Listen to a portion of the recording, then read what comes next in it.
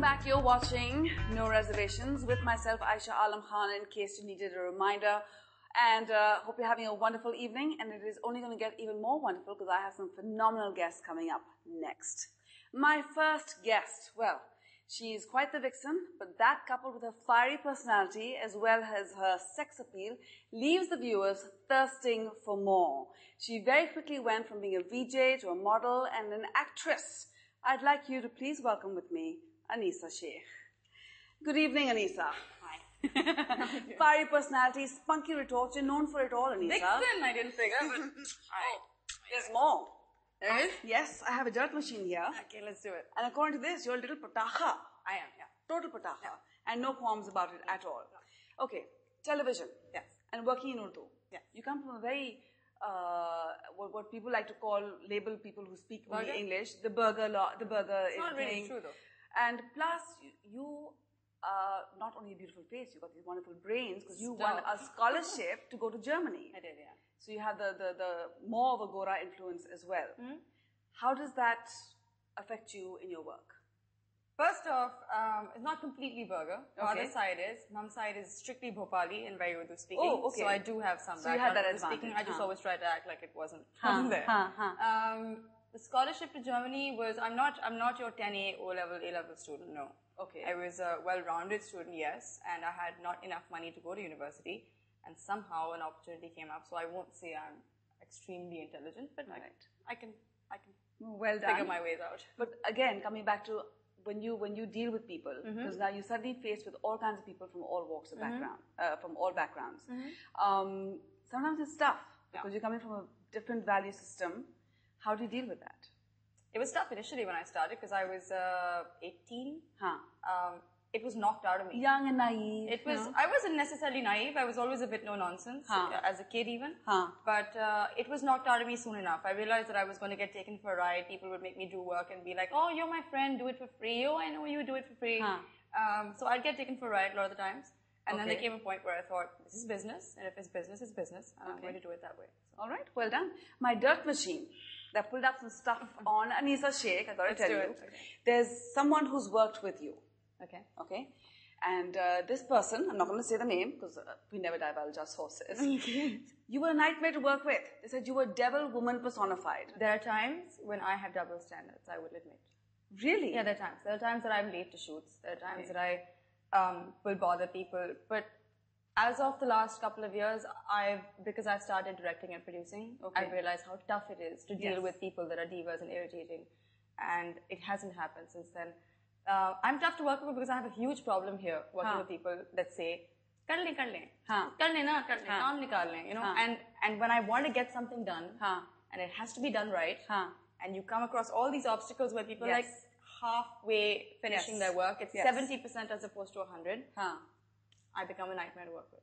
All right, so then it is justified. I'm not saying it's justified, but I know there are a lot of people that are that way. I'm not out to make friends all the way. You know, I have my own.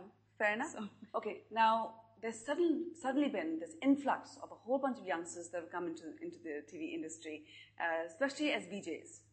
How would you like to respond to that? Because it suddenly is like, oh my gosh, where are they all? It's like all these college kids came back and everyone came on TV. Wants to be a VJ. I never wanted to be a VJ. Okay. What did you want to be?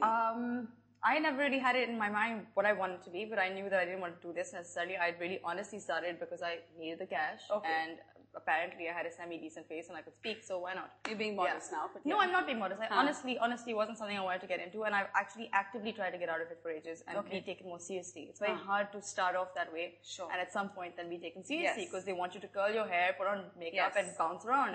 And you want to talk about the country and the situation, you can't.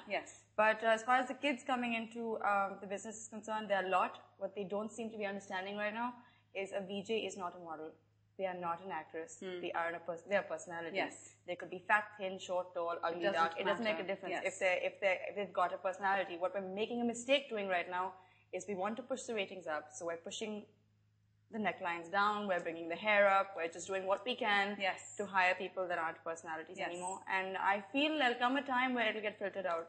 So So, yeah. nothing to I love how you said that it doesn't matter whether you're fat, thin, whatever. In fact, this is the one place where it actually... Just your personality. It is just your personality.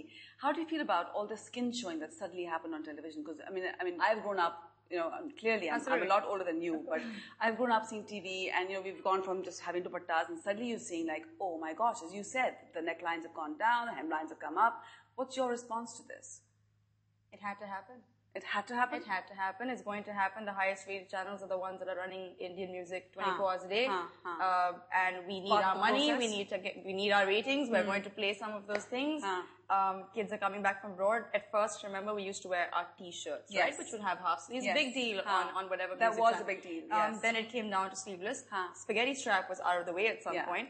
Now there's all sorts of things going on. So I'm assuming it's not so bad. I'm assuming there's an authority somewhere that says stop, and then we stop. Okay, fair enough. I have to ask you this because obviously when you become, and it's an awful thing, but it's part of the territory. When you become a public figure, people look at you and they scrutinize you and they scrutinize your personal life as well. And your flatmate Sanam Said. Yes.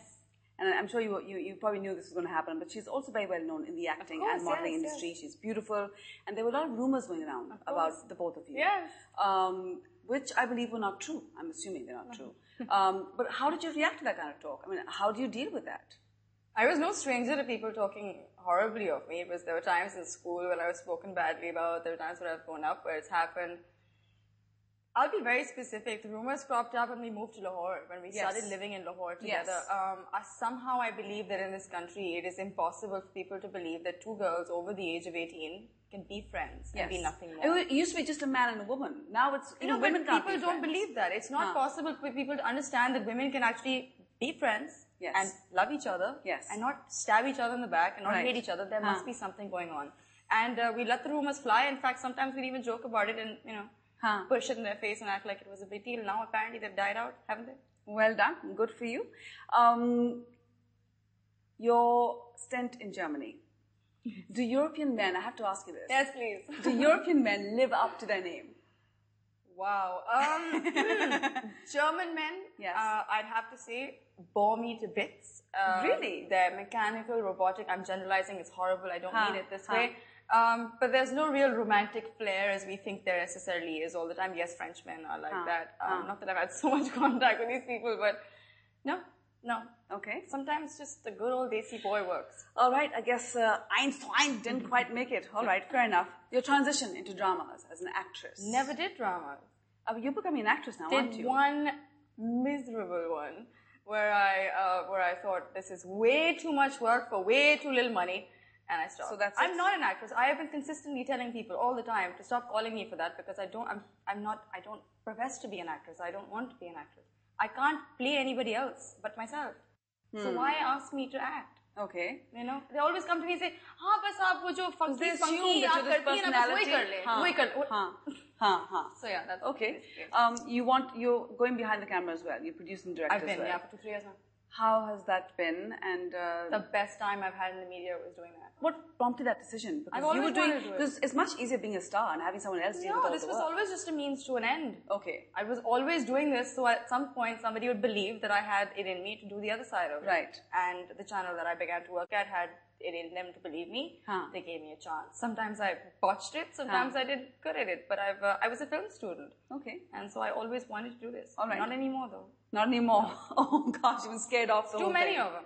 Okay. And I'm not that talented at it, so why lie? Okay, okay, fair enough. I'm going to take you back in time. My dirt machine again. Looked up some stuff. An old school friend of yours. Actually, she wasn't a friend, she was someone who knew you in school.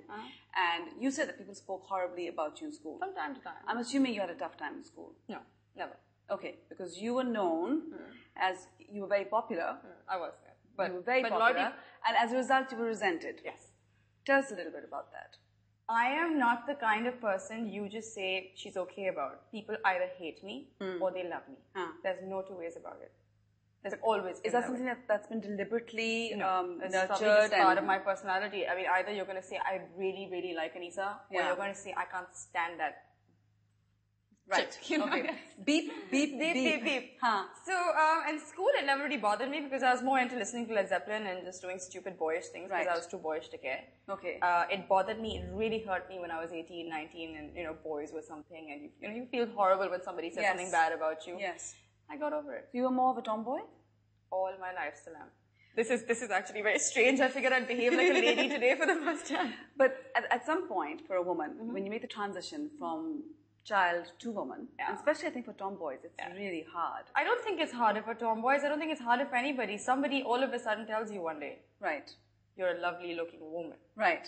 All of a sudden you're like, what? I'm a woman? Me? So that's when I figured maybe I am. And there are times when I behave like a woman, there are times when I behave like a girl. But mostly I identify with girls. Are you comfortable with that? No. More stuff from Anisa Sheikh. We're going to be getting down and dirty with no reservations at all with our next guest. Yes, we've got some dirt on him as well from the wonderful dirt machine. We certainly do. Who is he? Well, you're going to have to stay tuned to find out. Right here on No Reservations. Don't go anywhere. You don't want to miss this.